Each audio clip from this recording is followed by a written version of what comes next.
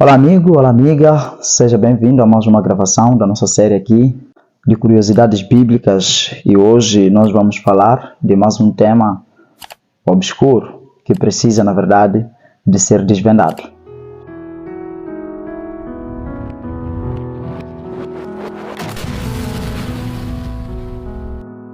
Mas antes de avançarmos, eu gostaria de recordar, como sempre tem sido tradicional aqui, já coloca o seu like e também se inscreva no canal, será antes de se inscrever, ativa aí o sininho de notificações para não perder nenhum dos vídeos aqui.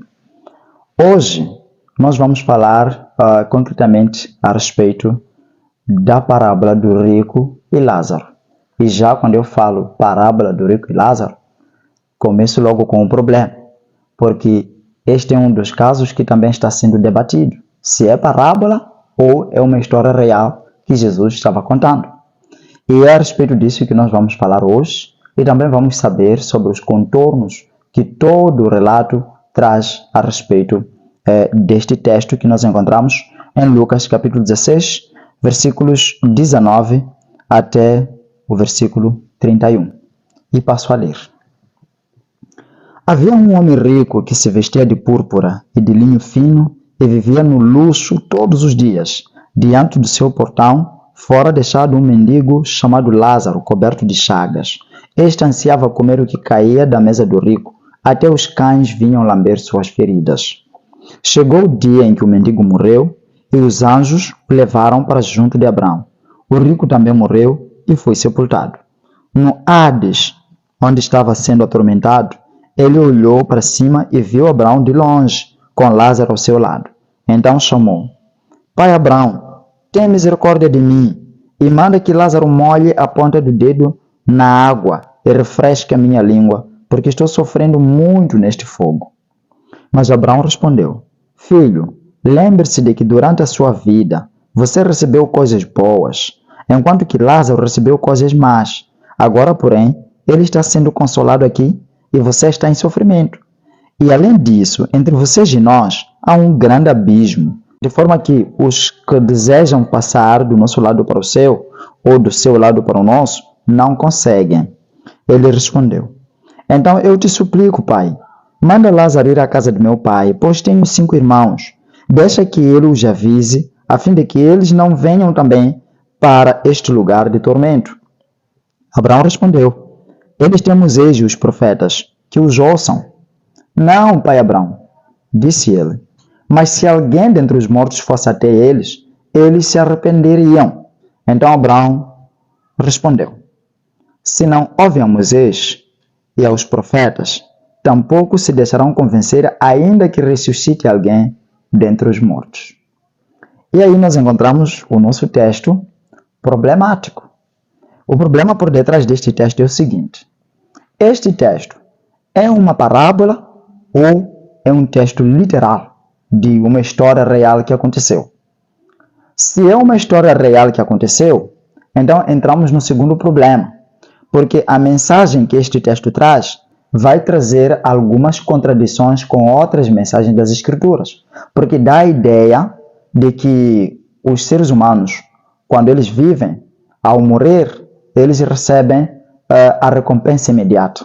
Os pecadores vão para o inferno, enquanto que os justos vão direto ao seio de Abraão. E se assim for, como é que fica então a situação de textos como Eclesiastes capítulo 9, versículo 5, que vai falar que os que vivem sabem que um dia vão morrer, mas os que morreram de nada sabem. E o verso 6 ainda vai dizer que nem seu amor, nem seu ódio, nem sua inveja, tudo desapareceu. Agora, como é que nós podemos encaixar esses textos com uma parábola dessa natureza que vai mostrando que mesmo após a morte, as pessoas ainda vivem? Então, esse é o motivo pelo qual nós trazemos este texto a fim de podermos desvendar o mistério por detrás desta passagem aqui. Em primeiro lugar, será isto uma parábola ou é uma história literal? Porque, na maior parte das vezes, quando você lê em muitas passagens onde Jesus conta parábolas, então você encontra lá o autor dizendo, ou o narrador neste caso, dizendo, e lhes contou uma outra parábola. né? Como no caso da parábola da semente, não é? A parábola do bom samaritano e muitas outras parábolas. Aí o autor do livro, o narrador neste caso, ele conta que Jesus lhes contou uma parábola. Mas neste caso aqui, não conta nada. Até mesmo muitos editores das Bíblias, eles não colocaram nem que seja um subtítulo. Em muitas Bíblias não vem nem sequer um subtítulo que mostra que é parábola do rico e Lázaro. É claro, algumas apresentam isso, mas há outras que não apresentam isso. A exemplo desta aqui, que eu estou usando aqui, né? Que é a nova versão internacional, não é? Ela não apresenta um subtítulo que mostra que isso é uma parábola. E, na verdade, mesmo aqueles que apresentam, o caso é debatível, porque nós sabemos que os subtítulos que aparecem na Bíblia não fazem parte da palavra de Deus como tal, é somente o entendimento que o editor teve sobre um dado trecho e ele sugere o tema.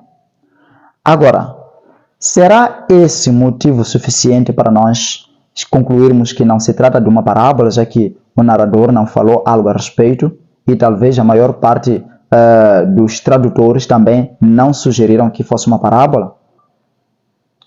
Não podemos chegar a essa conclusão de forma assim, tão rápida.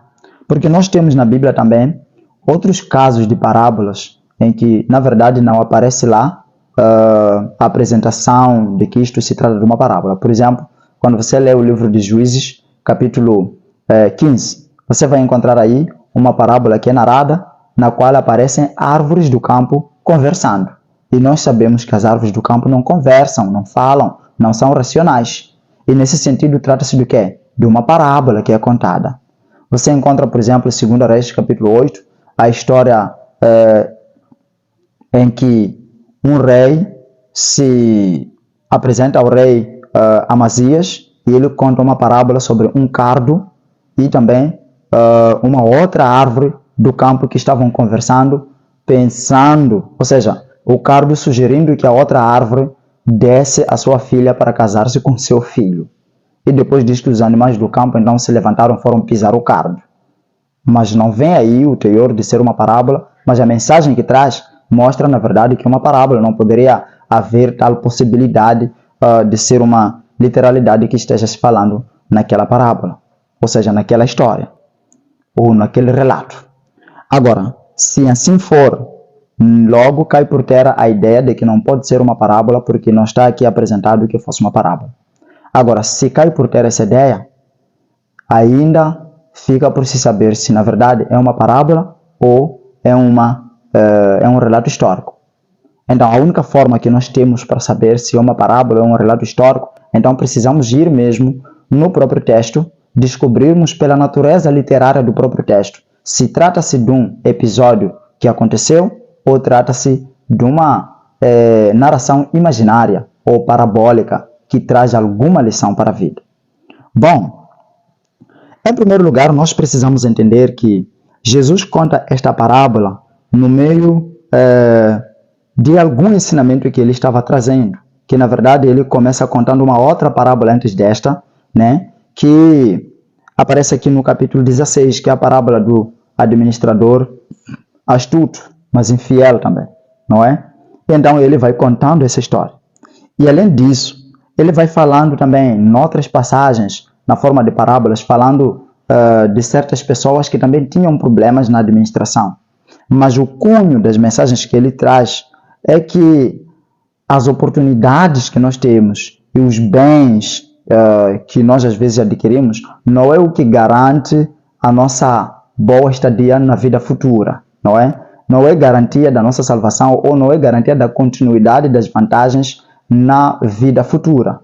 Então ele vai contar, por exemplo, uma parábola que é narrada lá em Lucas capítulo 12, que vai falar de um homem tal que produziu na sua machamba e depois, quando ele parou e analisou aquilo que havia conseguido, ele vai dizer que, olha, minha alma, descanse em paz, coma, desfrute porque você trabalhou, né? E depois Jesus vai dizer que no mesmo dia se lhe pediu a alma, ou seja, ele morreu. Então ele pergunta, quem vai ficar desfrutar daquilo que ele achava que deveria ficar desfrutar? Então, para mostrar que a vida do homem não se resume pelos bens que possui. Então, é o caso de pessoas que não colocam o reino de Deus em primeiro lugar, como fala Mateus 6,33, mas colocam os bens em primeiro lugar em detrimento do que? Do reino de Deus. E é disso que Jesus aqui está tratando. É por isso que quando você lê aqui no capítulo 16 mesmo, o versículo 14, ele diz assim: os fariseus que amavam dinheiro ouviam tudo isso e zombavam de Jesus. Viu? Os fariseus que amavam dinheiro ouviam tudo isso e zombavam de quem? De Jesus. Então, é no meio desses fariseus amantes do dinheiro que Jesus depois conta o quê? Conta essa história aqui. E então ele vai falar de forma figurativa, né? Vai falar de forma figurativa sobre duas pessoas de vantagens diferentes. Alguém que tinha posses e outra pessoa que não tinha nenhuma posse. Então, aquele que tinha posses, a despeito de tudo aquilo que ele tinha à sua disposição, que poderia ajudar aquele que não tinha nada, ele deixava que Lázaro sofresse. A Bíblia vai dizer que Lázaro jazia à porta daquele homem e a Bíblia também vai dizer que ele foi deixado aí. Significa que ele estava numa situação em que nem conseguia andar por si mesmo. Alguém carregou e foi deixar aí, né, para poder ver se poderia ter algum favor da parte de quem? Do rico, né? E isso era algo que na verdade acontecia na maior parte das vezes em que os cegos ou pessoas assim, sem condições, eram deixados em locais públicos, onde alguém poderia lhes ajudar facilmente. E alguém carregou Lázaro e foi lhe deixar à porta daquele rico. Só que o rico, a despeito de ver Lázaro naquela casa, na sua casa, ele não se importou. Ele continuou vivendo sua vida normalmente, como se ninguém estivesse aí. Ele comia, conseguia reunir coragem, comer na sua mesa, e Lázaro estando aí, e ele arrastava-se e chegava embaixo para ver se cai alguma migalha aí, a fim de apanhar e comer. E o rico não se interessou com isso. Os cães vinham e lambiam as suas feridas. Algo que, na verdade, talvez não trazia alívio das dores, mas, pelo contrário, talvez pioravam a situação de quem? De Lázaro. Mas uma das coisas que nós precisamos refletir juntos é que, desde que chegou o dia em que o mendigo morreu, e os anjos o levaram para junto de Abraão. Então, se isto aqui for uma história literal, nós estamos a ouvir claramente que quando Lázaro morreu, os anjos carregaram ele. Para onde? Para junto de Abraão. Então, significa que o cadáver de Lázaro foi levado para junto de Abraão. Não sabemos onde é que é esse local onde Abraão estava. Então, o cadáver foi levado para junto de quem? De Abraão. Só que quando nós continuamos com a história, vai mostrar algo um pouco contrário a isso. Porque depois o mesmo Lázaro que está junto de Abraão aparece lá num aspecto de alguém que está vivo. Como é que está vivo se ao morrer os anjos carregaram ele? Né? Porque morte é contrário de vida. Então, se ele morreu e os anjos carregaram, significa que carregaram o cadáver dele. E ele foi para onde? Para junto de Abraão. Mas depois aparece lá o rico vendo Lázaro estando lá, e ele sugere que Lázaro seja mandado para fazer o quê? Para prestar um serviço em favor desse rico. Então, se é possível mandar Lázaro prestar um serviço em favor desse rico, significa que Lázaro está vivo. Então, como é que ele está vivo, sendo que ele foi carregado aqui morto? Esse é o primeiro ponto. Agora, outra coisa que nós precisamos entender é que o rico, quando ele morre, diz que ele morreu e foi sepultado, né? Foi sepultado, foi a sepultura. Então, no Hades, onde ele estava sendo atormentado, e aí surge o segundo problema. Porque, de acordo com a Bíblia, Hades significa o quê? Sepultura, né? Que no Antigo Testamento é chamado também de Sheol, né? Então, essa sepultura aqui, que é Hades, é diferente de Gehenna. Gehenna, que é, nesse caso, o local de tormento. Aqui não diz que foi para Gehenna, diz que foi para Hades. Hades é sepultura. Então, se ele foi para Hades, como é que ele é atormentado na sepultura? Porque dá a ideia de alguém que morreu e a gente sepultou. Então, se sepultou, que tipo de tormento a pessoa pode estar sofrendo aí na areia? Porque está sofrendo a putrefação e não um tormento em si. Mas aqui diz que ele estava sendo atormentado, e no teor da parábola toda vai mostrando que esse tormento era tormento mesmo de chamas de fogo, né? Então, logo, aqui existe uma imprecisão do que? Da mensagem, do relato que está sendo narrado. O que dá ainda para suspeitar que isso na verdade seja o quê? Seja uma história real. Mas sim, encaixa-se mais no teor de uma parábola do que de uma história real. Agora, veja o seguinte. Quando ele sente o tormento, o verso 24 diz que ele chama Abraão. Pai Abraão, tenha misericórdia de mim. Manda que Lázaro molhe a ponta do dedo na água e refresque a minha língua, porque estou sofrendo muito neste fogo. Os proponentes da ideia de literalidade deste texto são aqueles que defendem que quando a pessoa morre, o corpo vai para a sepultura e o espírito vai para Deus, ou então vai para o inferno, onde recebe já onde começa o tormento, né? O tormento eterno. Só que esta posição entra em sérios problemas com a parábola aqui, com o texto aqui. Por quê? Porque se é assim, a Bíblia não fala que Lázaro foi sepultado. Diz que Lázaro foi levado para junto de Abraão, o que significa que ele foi levado em corpo. Enquanto que a ideia é de que não, quando morremos o corpo vai para o pó e o espírito é que vai para quem? Para Deus. Mas a parábola, o texto aqui está a negar isso. Diz que Lázaro morreu e logo foi levado. Então, em segundo lugar, este mesmo Lázaro que está no seio de Abraão, aqui aparece tendo dedos.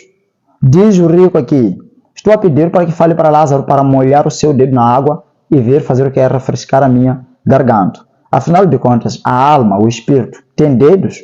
Pelo que nós sabemos ou pelo que se defende, os que defendem a questão da imortalidade incondicional da alma, então eles dizem que o corpo com todos os seus órgãos fica aqui. O que vai é o espírito. Como é que aparece tendo dedos? Então, o rico também está lá sendo atormentado e diz que é para refrescar minha garganta. Como é que aparece tendo ainda a garganta? E a Bíblia diz que ele olhou. Como é que aparece aí com olhos? Porque os olhos estão no corpo, o corpo físico. E o corpo físico foi sepultado. A Bíblia diz que ele morreu e foi sepultado. Então, como é que aparece com olhos? Viu? Então, logo, nós estamos a ver que aqui não se trata de algo literal. É uma parábola simbólica que Jesus estava contando para trazer alguns ensinamentos para aquele povo aí. Agora, veja, Abraão depois responde, né? Ou seja, antes de chegarmos até lá, parece ter a ideia de que o céu ou o local de salvação, o paraíso e o inferno estão tão próximos a ponto de o rico conversar com quem? Com Abraão, viu? Estão tão próximos a ponto do rico conversar com Abraão. E se assim fosse, imagine um monte de gente, muitas pessoas sofrendo, queimando no inferno. Jesus falou que o mundo está dividido em dois caminhos, mas o caminho mais largo é aquele que é seguido pelos perdedores. Então, se esses perdidos estão lá no inferno a queimar, se espera que seja um local de muito barulho e choro indescritível. Como é que Abraão consegue ouvir a voz de Lázaro? Ou seja, do rico falando aí, a voz de uma única pessoa no meio de milhões que estão, que poderiam estar chorando, clamando por causa do sofrimento. Como é que seria possível haver esta conversa aqui, né? Então, tudo isso indica que a ideia de que esta seja uma história real cai por terra. E ainda Abraão vai falar que, olha, quando você estava vivo, recebeu as boas coisas, enquanto que Lázaro recebeu as más. Então agora é o contrário. Então só esta colocação de Abraão aqui já dá para trazer algumas reflexões. Afinal de contas, o que condiciona a salvação? Pelo teor da mensagem aqui, parece que a salvação só depende da situação financeira da pessoa aqui, situação econômica. Se você for rico, no final vai à perdição. Se você for pobre, no final vai à salvação.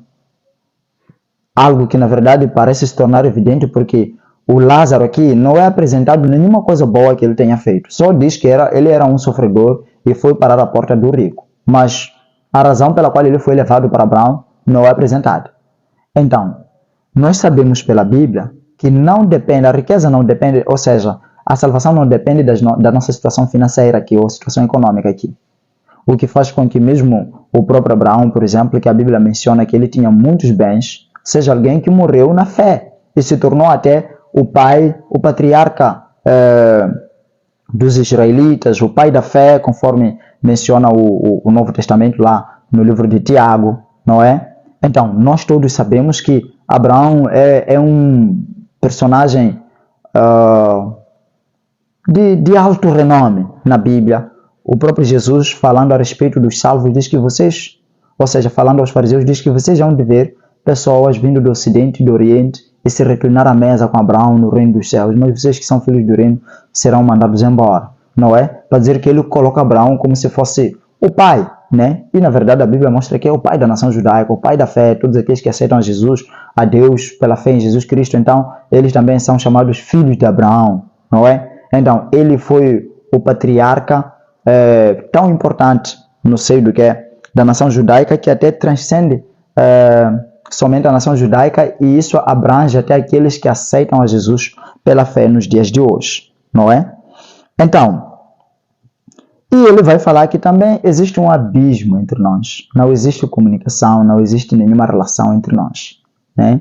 Não é possível os que estão cá saírem para lá, ou os que estão aí virem para cá, não é possível. Só que, quando ele fala nesse sentido, parece estar a contrariar o primeiro relato, porque o primeiro relato vai mostrar que é um lugar, parece ser um lugar próximo que eles conseguem conversar.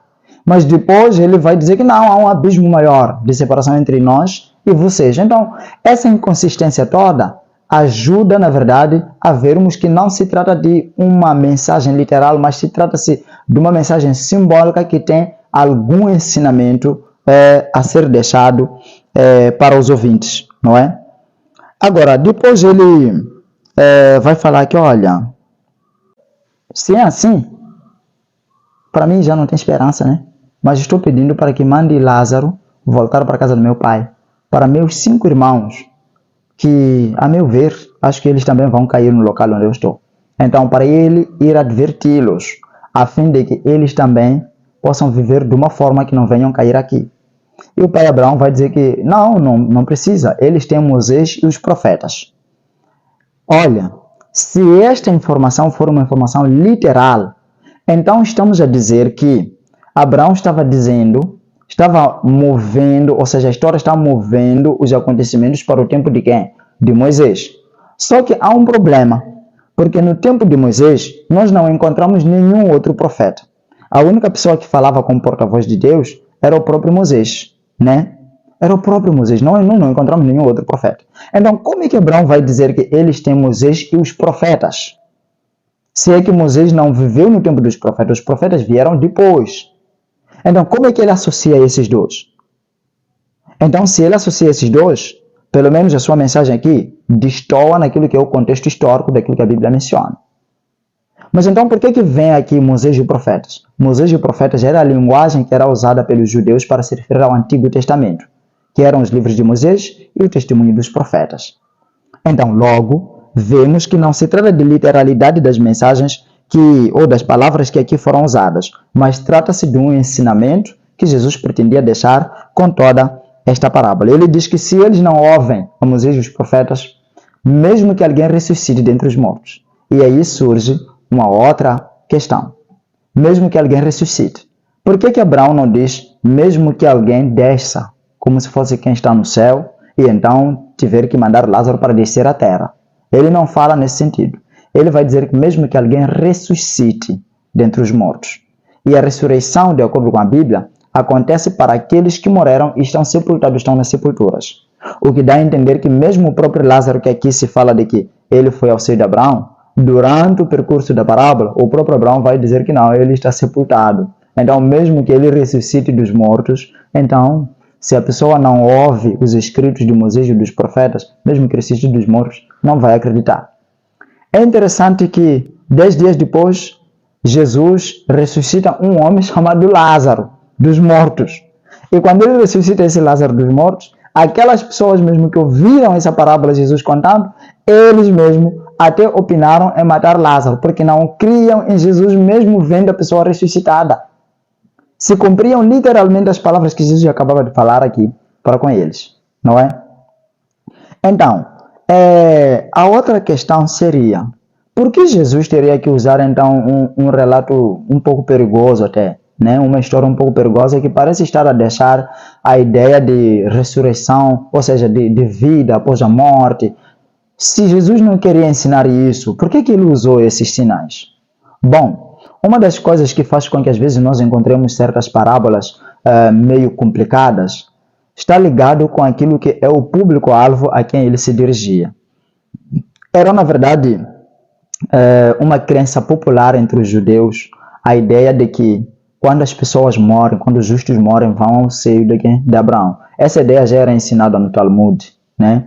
A ideia do seio de Abraão, e passou a ser algo, assim, uma mensagem popular, uma mensagem em que, até certo ponto, muitos judeus criam que quando a pessoa morre, na verdade vai ao seio de Abraão como se fosse uma recompensa que ele está tendo. Por isso que eles se gabavam muito por essa filiação abraâmica. Eles chegavam ao ponto até de achar que a salvação seria mesmo através da sua filiação de sangue a Abraão. Então Jesus estava quebrando esse conceito. Jesus estava querendo mostrar que não é bem assim, né? Então não depende das vantagens que vocês têm. O que Jesus estava querendo deixar aqui é que as vantagens que eles tinham, a exemplo do rico que estava avantajado, não eram elas que, na verdade, determinavam o seu destino futuro.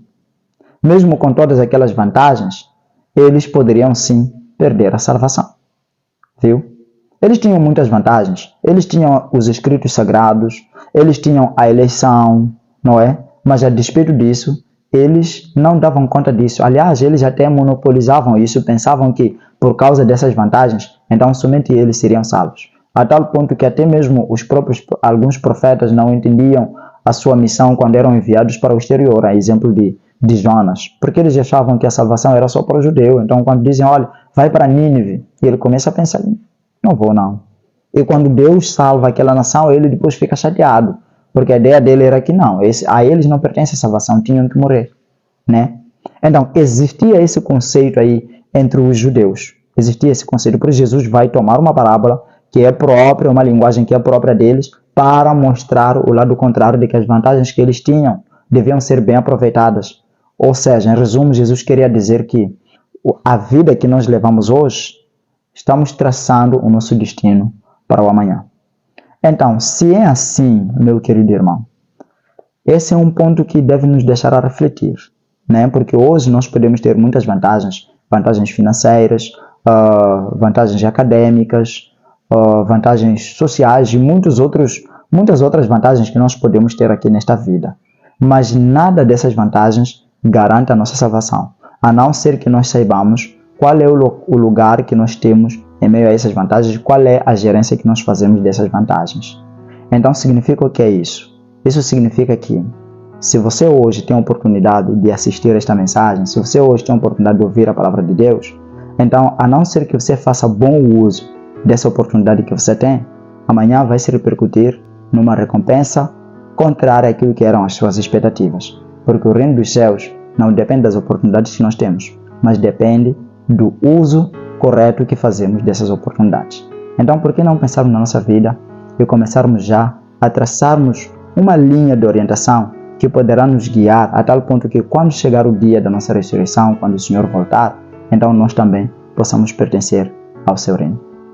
É essa a sua preocupação? É essa a sua vontade?